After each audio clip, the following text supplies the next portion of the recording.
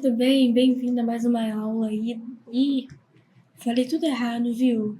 Oi, bem-vindo a mais uma aula. Tô disléxica hoje. É quarta-feira, pra mim é quarta-feira. E só Deus sabe como tá a cabeça do palhaço hoje.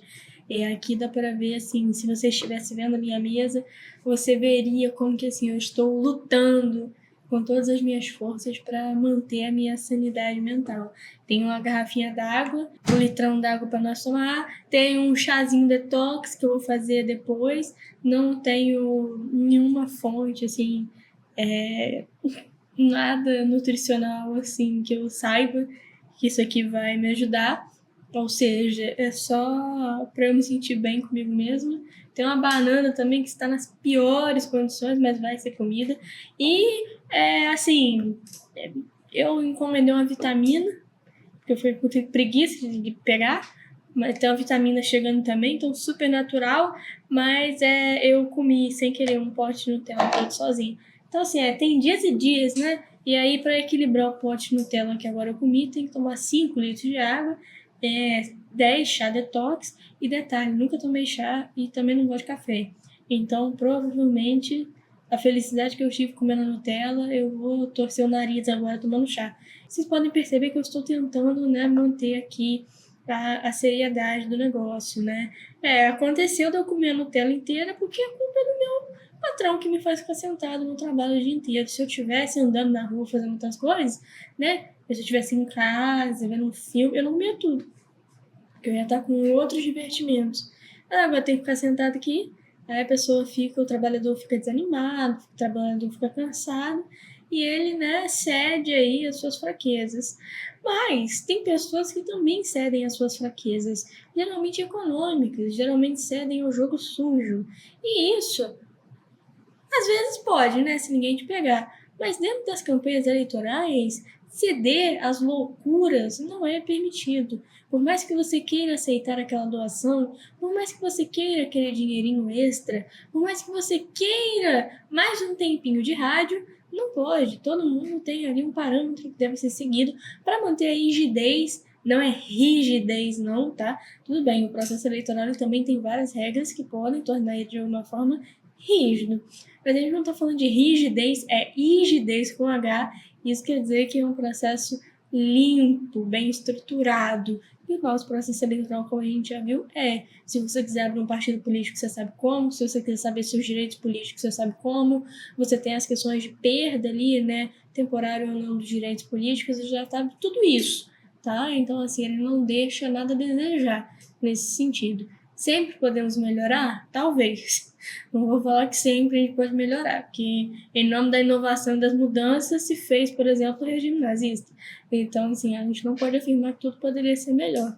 Mas existem partes do Código Eleitoral que com certeza podem ser atacadas e alteradas para coisas melhores, mais evoluídas, coisas assim nesse sentido, tá? Só um breve comentário, como vocês podem ver, eu estou sem armazenamento no meu Drive. Isso é porque ele me deu de graça por um mês 100 gigas, né? O básico é você ter 15, e ele me deu 100. E aí eu, né, gravando as aulas e tudo mais, gastei 100. E agora eu nunca mais vou voltar para 15 gigas, né? Então eu não tô conseguindo alterar a ordem dos slides e mudar nada. Tô travada aqui. Mas não tem problema, a gente trabalha com o que a gente tem. Essa que é a mensagem do dia, trabalha com o que você tem. Se for o chá detox, o pote de Nutella, é isso aí mesmo que vai ser. Se você tem pouco dinheiro para fazer uma campanha, lute aí para se fazer ouvido, vá para as ruas, não precisa aceitar dinheiro de governo estrangeiro, não precisa aceitar dinheiro de fonte desconhecida, de fonte ilícita, senão o seu partido pode, inclusive, ter suas contas suspensas, ser excluído do fundo partidário, né, por um tempo, ou, ao final de um processo, pode ter exclusão do partido como um todo. Então, por pior que seja, trabalhe com o que você tem. E o que eu tenho hoje é um drive que acho que isso é golpe, né, pô? O cara me faz usar 100 GB de graça que é pra não ter como voltar ao patamar anterior, né? Mas tudo bem, vamos lá. A gente vai falar sobre campanhas eleitorais e o slide aqui, por exemplo, do abuso econômico é pra estar depois, tá? Então a gente vai dar uma pulada nele.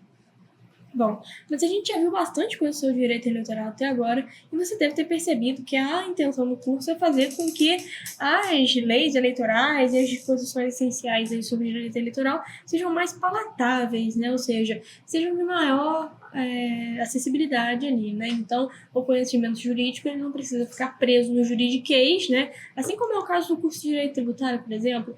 Então, você não precisa ficar preso no juridiquês, você não precisa ficar preso dentro de uma série de termos e lógicas ali próprias de uma ciência, né? Elitizar ela e fazer com que o seu conteúdo seja de difícil compreensão e seja compreendido só por uma pequena parcela de pessoas ali super especiais, os juristas. Não, você tem como pegar essas coisas, trazer essas informações para todo mundo, até porque, por exemplo, você pode não entender para que serve um partido político. E aí, a partir do momento que a gente trabalha essas ideias, essas provocações, agora você entende. E aí, quando tiver uma briga entre PT e PSDB, e aí você pode ter um olhar crítico sobre aquilo e falar, caraca, mas essa briga interna entre os partidos, ela prejudica ou ela beneficia o sistema democrático brasileiro? Eles estão cumprindo o papel deles ali de, né, críticos, de debatentes, de pessoas ali onde você tem que ter a fomentação de ideias, ou você tem ali só uma busca por recursos e uma busca por eleger pessoas para ganhar dinheiro ali, para espalhar seu programa. Então, ao invés de ser uma coisa voltada para a democracia como um todo, para o bem do nosso país, vira uma coisa voltada só para o benefício daquela organização. Então, você pode fazer essas críticas e fica mais fácil para você não ser enganado por algum tipo de discurso que alguém desses partidos possa proferir. Porque, assim, na hora que chega a eleição, todo mundo distribui quem? O santinho, né? Então todo mundo vira santo, todo mundo vira ali pessoa de bem, ama a família e tira foto com a criança e vai na feira e tal, bandeirinha pra cá, bandeirinha pra lá e, pelo menos eu não tenho amante, eu só fui casado uma vez. Então, assim, a gente ainda tem essas discussões bobas. Então, assim, quanto mais informada a população estiver, melhor pra gente cobrar mais dos nossos partidos e das pessoas que estão filiadas a esses partidos, né? Então, assim, eu não quero um político meia boca, porque pouco me importa se o outro político, se o seu concorrente teve uma esposa ou 10, desde que ele não tenha matado nenhuma. Pô, o casamento deu errado 10 vezes. Que se dane se o casamento deu errado 10 vezes. Às vezes é melhor que a pessoa case 10 vezes e tenha, assim, má sorte no amor e seja um ótimo gestor público do que ser um ótimo marido e um péssimo gestor público. Porque a vida dela privada pouco me importa. Eu realmente não quero saber. Para mim é completamente indiferente. O que me importa é o que essa pessoa pode fazer por mim enquanto gestora pública. Então a gente ainda tem essas discussões sobre, mas o fulano lá foi pego com amante, não sei o quê. Teve um candidato na minha cidade que era prefeito e o pessoal ficou revivendo esses escândalos assim, né? Ele foi pego com amante lá não sei aonde. Gente, o que eu tenho a ver com isso? Não sendo eu, a esposa dele tá ótimo. E a esposa dele continua casada com ele. Então, assim, o problema dos dois. Às vezes faz terapia de casal e tão bem pra caramba. Então, assim, o que me importa é quais são os projetos, as propostas. Então, a gente estando mais informado, a gente consegue cobrar mais e a gente não se deixa levar tanto por esses discursos assim, né? Olha como a pessoa ela é ruim, ela tem amante. Tá, mas eu quero saber o que você vai fazer com o orçamento público, eu quero saber o que você vai fazer com o investimento. Você está pronto para seguir as linhas da Constituição? Você está pronto para ocupar esse cargo de gestor, de vereador? Porque quando você ocupa uma função pública, você tem um poder dever. Você tem poder para atuar em nome do povo, mas você também deve, né? Porque a nós é garantido direito social, um direito fundamental, coisas nesse sentido. Então você tem que fazer uma série de políticas públicas, controlar o orçamento, fazer uma série de investimentos para você poder garantir pelo menos um mínimo ali para a população. Então, assim, eu quero saber se você tem capacidade de gerir essas coisas, né? Quase que uma gestão de pessoas ali, recursos que você faria dentro de uma empresa. Então, eu quero saber se você tem essa capacidade, quais são os seus planos e tudo mais, quais são as suas prerrogativas, eu já sei. Agora, o que você pretende fazer com elas?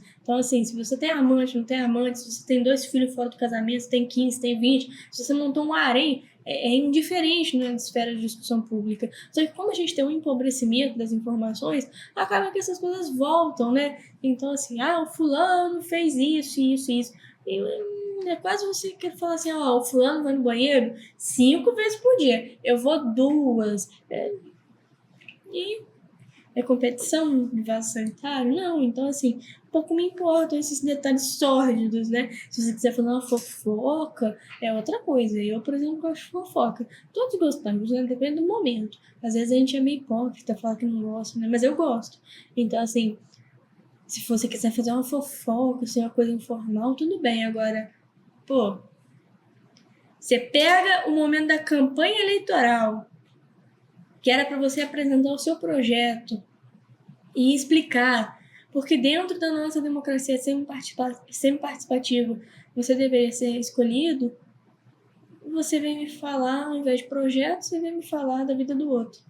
Passou o momento da fofoca, isso tem que ter feito antes. Isso você faz no Instagram, bota no Facebook, bota aqueles avisos de caloteiro, né?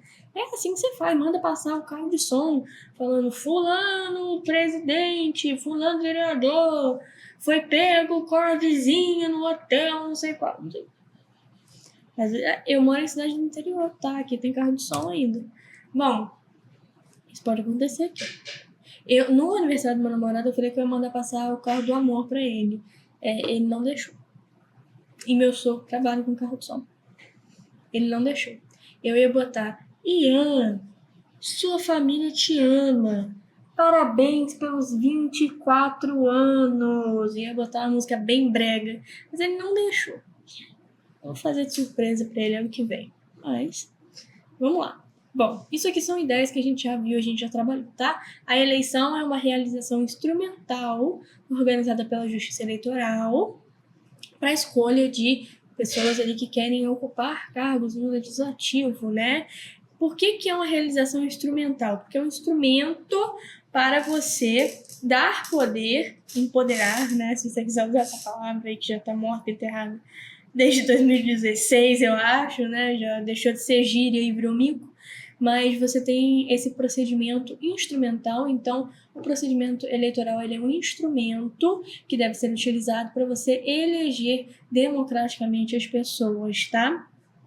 Por que você precisa seguir o processo eleitoral para eleger? Por que a gente não faz cédula? Por que a gente não faz votação no janeiro? Já vota em janeiro, né? Que a pessoa já começa a trabalhar em janeiro. Por que a gente não vota em janeiro? Por que a propaganda eleitoral tem um prazo? Tudo isso porque lá em 1988, na Constituição, eles determinaram que ia ser assim. Simples assim. Eles entenderam que esse era o melhor jeito aí de organizar a ordem eleitoral do país, com essas normas jurídicas, e elas estão politizadas na Constituição, e a gente segue elas até hoje por causa disso.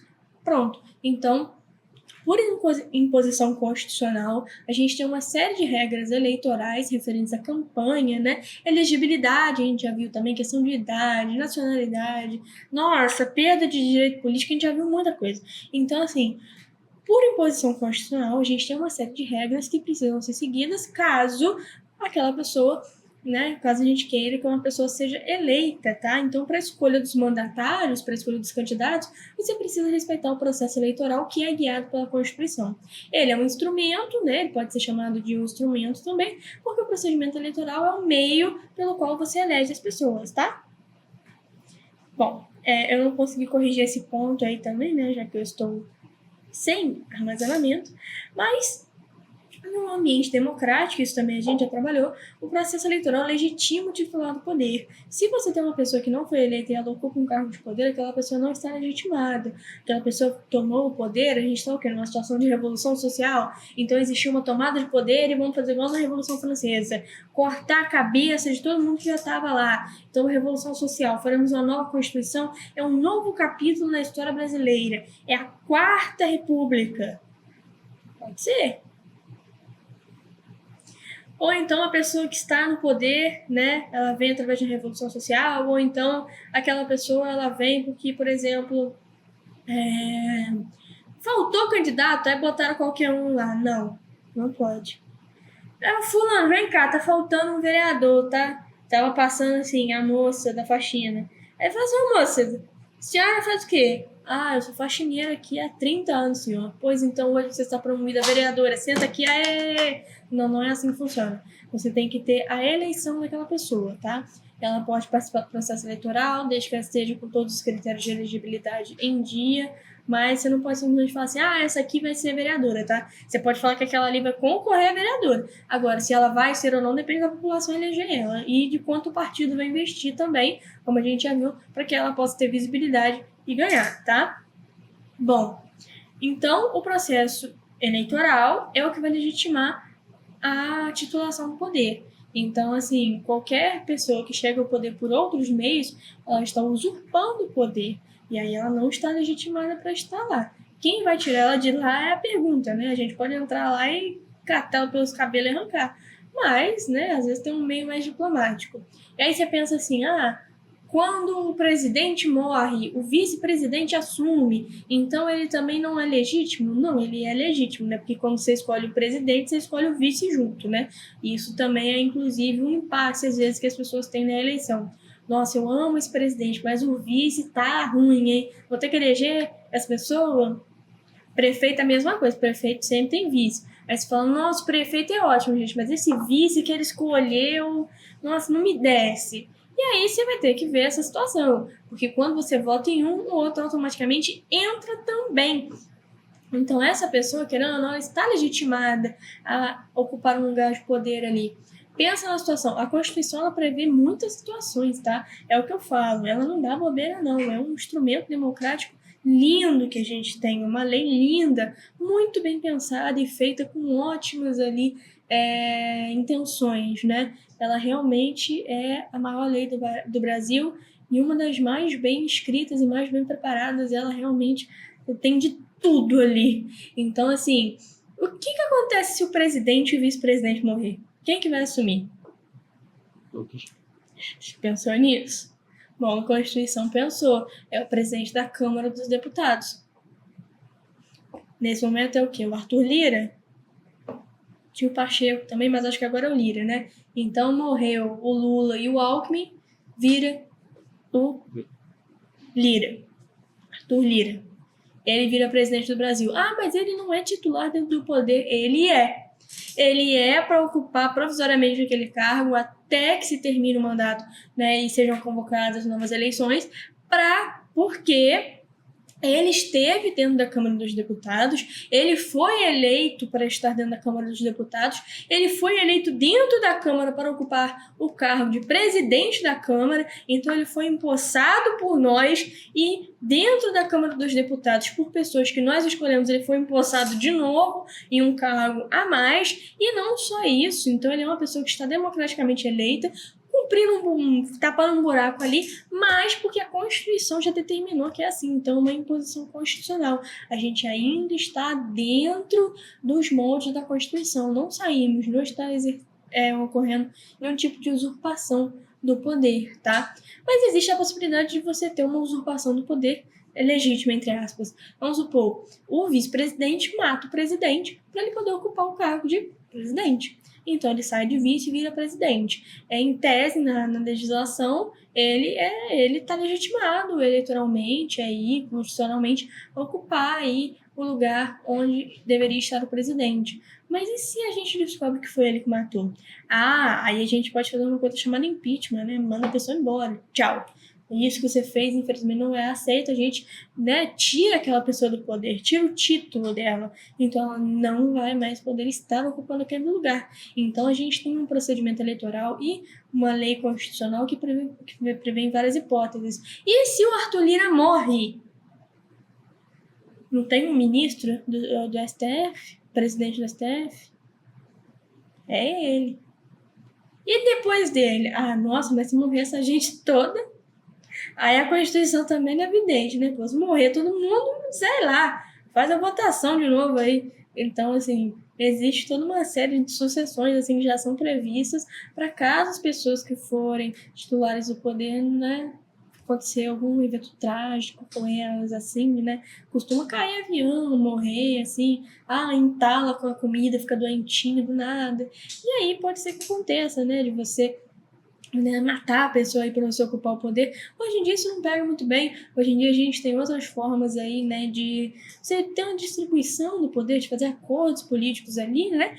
Não precisa mais matar ninguém, é uma coisa um pouco mais sutil, mas ainda assim, se caso acontecer, a gente ainda está dentro das vias legítimas aí de ocupação do poder, tá? Mais uma coisa que a gente já trabalhou aqui, uma ideia que a gente já trabalhou. Para além, né, desse plano teórico bonito que a Constituição e a lei eleitoral traz, existe a realidade. E a realidade é que o processo eleitoral ele pode ser discriminatório. E aí não estou falando de peixes grandes, tá? Como grandes políticos e grandes senadores e grandes deputados. Estou falando de peixes pequenos, como por exemplo uma pessoa que quer ser vereadora, uma pessoa assim que veio do nada, uma pessoa do povo que quer ser vereadora. Bom, essa pessoa, dependendo de qual é o partido dela, do fundo eleitoral, né, de quanto que ele tem para gastar, essa pessoa não vai ter o mesmo tempo de rádio, ela não vai ter os mesmos recursos. Então, às vezes, nem o santinho ela vai conseguir fazer. Ela vai depender só da comunicação oral dela.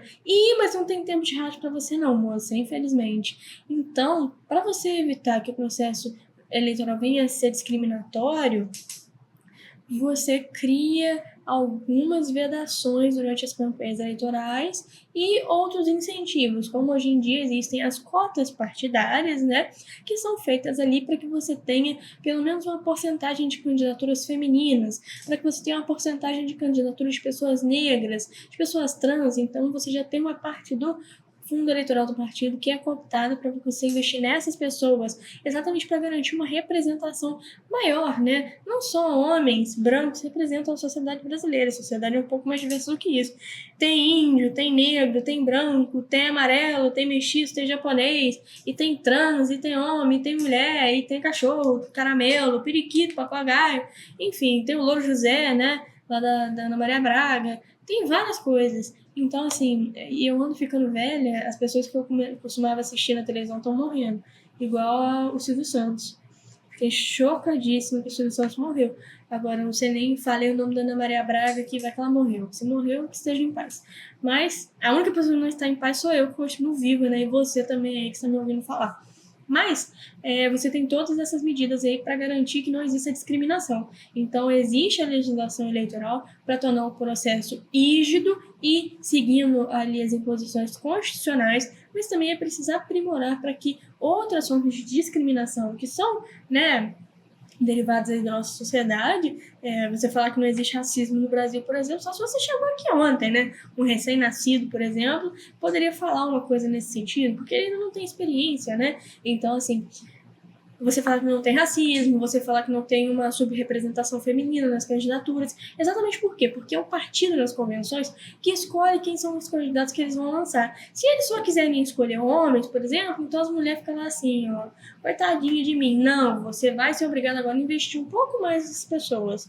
Então podem existir essas formas de interferência para que você tenha menos discriminação e para que você, né, privilegie mais aí a representação institucional, tá? Como eu estava falando, a nossa democracia é semi-participativa, isso quer dizer que as pessoas que a gente elege estão lá trabalhando pra gente e provavelmente uma pessoa que se enquadre aí no seu sexo, gênero, raça, cor, ela vai ter sofrido as mesmas coisas que você e tem o mesmo pensamento que você e talvez ela tenha projetos políticos que te agradem e agradem a várias outras pessoas. Então é preciso que você tenha essa diversidade para que você não tenha projetos, né, que sempre batam na mesma tecla. Então é preciso você ter uma comunidade de pessoas eleitas bem diversa, bem heterogênea, para que as ideias sejam heterogêneas e para que o processo democrático possa avançar a partir desses embates de ideias, tá? Porque senão é muito fácil, né? Todo mundo concordando. Se tiver lá 11 vereadores que falam que lugar de mulher na cozinha, na beira do fogão, tem que pilotar o fogão, vai ficar meio ruim para mim, né? Posso imaginar que ele não vai fazer nada para investir, por exemplo, num programa de violência contra a mulher, num hospital da mulher, num hospital maternidade, alguma coisa nesse sentido, num programa para garantir que os absorventes sejam dados de forma gratuita para mulheres. Posso garantir que ele não vai ter nenhum tipo de preocupação nesse sentido. Mas, então, assim, se você tem uma mulher que chega lá, uma mulher que veio da periferia, uma mulher que passou por essas dificuldades aí, com acesso a materiais básicos de higiene durante uma época de menstruação, que passou por algum tipo de violência sexual, é claro que a pessoa não precisa sofrer e ter uma história triste para ser eleita, tá, gente? Basta que ela tenha projetos e investimento e que ela esteja filiada ao partido. Mas vamos supor que a pessoa tenha a sua vivência, ela traz aquilo para dentro de uma Câmara, de deputados, de vereadores, uma prefeitura, então ela vai ter um olhar mais empático para outras questões sociais. E o fato de você ser uma pessoa que, né, se ferrou um pouco mais, aí a vida te fez de bola de futebol, um pouco mais te rolou por aí, faz com que você consiga ter uma visão um pouco mais ampla das coisas. Então, assim, se você pega uma pessoa que ela vem, né, um pouco mais, assim, fechadinha, ela não consegue ter esse espectro amplo, assim, que ela vai analisar e ver que ela pode fazer políticas voltadas para várias áreas que não tem que ser do interesse dela, que não tem que necessariamente estar ligados a ela de alguma forma. Você tem que fazer o que precisa ser feito para atender a toda a sua base de eleitores, né? Não só uma. Então, por exemplo, você foi eleito numa cidade pequena e você é morador do centro. Aí você só vai atuar no centro, não tem bairro. Então, assim, seria a mesma lógica de você eleger uma pessoa que não tem essa intenção de fazer essa representação. Quando você pega pessoas um pouco mais, né, assim, esculhambadas pela vida, elas têm, assim, geralmente têm uma propensão a serem mais empáticas, né, e terem essa revolta dentro de si, terem essa vontade de fazer políticas que sejam integradoras, que tragam mudanças. Então, essa é a intenção de você evitar um processo discriminatório. É você evitar a mesmice, é você evitar a manutenção do poder por pessoas ali que estão preocupadas só em manter seu status quo. Você tem que ter ali uma rotatividade no poder exatamente para que você tenha novas ideias a cada mandato. Então, assim, se você só eleger o mesmo perfil de pessoas, o perfil político vai ser sempre o mesmo, o perfil de políticas públicas vai ser sempre o mesmo, e a gente precisa mudar essas questões, tá? Então, assim, você tem que evitar movimentos de pressão, abuso econômico, religioso e outras condutas que são proibidas em lei ali, tá? Então, você não pode comprometer o procedimento eleitoral por questões externas, sejam religiosas, econômicas, ou você está praticando uma conduta proibida durante a eleição, como aceitar dinheiro de governos estrangeiros. Nada disso, por mais que você esteja desesperado pelo dinheiro, você não pode aceitar exatamente para garantir ali a rigidez do procedimento eleitoral, para garantir que você é legítimo titular daquele poder, que você respeitou a lei eleitoral, que você respeitou a Constituição e que você merece estar ali ocupando um lugar de representante do poder dentro de uma democracia semi-participativa, tá? A gente tem questões aqui de abuso econômico, mas eu quero começar por propaganda eleitoral para a gente entender um pouquinho mais o que pode, o que não pode, para depois a gente vir trabalhar essas questões das vedações, tá? Mas lembrando, por exemplo, abuso religioso, o que é isso? É você ter o seu pastor na igreja, é você ter a pessoa ali que ministra o culto para você, te obrigando, te coagindo psicologicamente, moralmente, a votar em alguém. Não, isso não pode. Mesmo que ele seja o candidato, né? Ele seja o candidato, ele esteja apoiando alguém. Ele pode sugerir, falar, gente, olha, eu vou votar nessa pessoa aqui, porque assim, quem é que vai da justiça eleitoral fiscalizar culto? Ninguém. Então, assim, você se quiser falar, gente, ó, eu vou votar nessa pessoa, tá? Se vocês acharem legal, vocês podem votar também. É uma recomendação. Agora, você obrigar, pegar o culto para fazer de palco político, não pode, tá? Então, são, assim, coisas da vida comum que a gente já tá acostumado a ver, não é nada diferente, mas só para trazer essas reflexões aí no primeiro momento, tá? Então, na próxima aula, a gente vem trabalhando aí questões referentes à propaganda eleitoral e a gente entra em todas essas questões pormenorizadas, tá? Mas lembrando que para você ocupar o cargo de algum tipo de titular aí, de um cargo público, referente à eleição, um presidente, um vereador, um vice-prefeito, um prefeito, um vice-presidente, um deputado, um senador, um vereador, tem muitas hipóteses e muitas chances. Mas essas hipóteses, essas chances, elas não são as mesmas para todo mundo, exatamente pela mesmice brasileira que a gente tem de eleger sempre o mesmo perfil de políticos. E para evitar essa discriminação no procedimento eleitoral e garantir a amplitude do debate público, a gente tem esses incentivos agora que são postos pela própria lei, já que não vai ser feito pelo partido, então o Estado ele cria uma forma de intervenção para garantir a equidade e a representação de todos os interesses ali, até porque não é necessário que você tenha entre vereadores e deputados e senadores uma afinidade de ideias. Não é, até porque eles são de partidos diferentes. Isso quer dizer que eles têm programas ideológicos, políticos e ideias diferentes a serem seguidas e a serem implementadas. O que isso quer dizer é que o debate de ideias ele é esperado e ele é frutífero. Não é para dar cadeirada, mas é o debate de ideias. Aí você fala assim, a gente tem que fazer uma lei de segurança menstrual. E a outra pessoa fala, não tem que fazer isso. Primeiro a gente tem que fazer uma lei para o meio ambiente, porque essa aí da seguridade menstrual o Estado já fez, então já está na mão do Estado federal. A gente tem que se concentrar no nosso problema municipal, que a gente não tem dinheiro. Então você faz esse embate de ideias. Se você só tem pessoas que não pensam nem em meio ambiente, nem em menstruação, nem em água potável, coisas nesse sentido, você não vai a lugar nenhum. Você vai ficar para sempre falando vai ficar para sempre falando de imposto e taxar rico E é isso. Aumentar salário? Mas o Brasil é muito mais que isso, né? Tem muitos mais problemas. Então, assim, para você evitar discriminações no procedimento eleitoral e garantir a legitimidade da pessoa que está ali, você precisa garantir que todo mundo teve a mesma chance. Isso é, inclusive, um princípio que a gente já viu, tá? Então, todas essas ideias de campanha eleitoral que a gente já trabalhou aqui hoje, a gente já trabalhou em outros momentos também, tudo se interconecta, tá? Lembrando que o procedimento eleitoral, ele é um procedimento instrumental para colocar a pessoa lá dentro. Se ela não participar da propaganda eleitoral nos moldes colocados, evitando as vedações e as proibições que estão ali e fazendo sua propaganda, ela não, e conquistando os votos, ela não pode ser eleita, tá? Então ela não tem a titulação desse poder. Então a gente viu todas essas ideias, não tem nada de novo para vocês, mas volta na próxima pra gente trabalhar questões específicas sobre isso aí, tá? Não desiste não. Às vezes você não concorda com nada que eu falei, mas isso que é legal.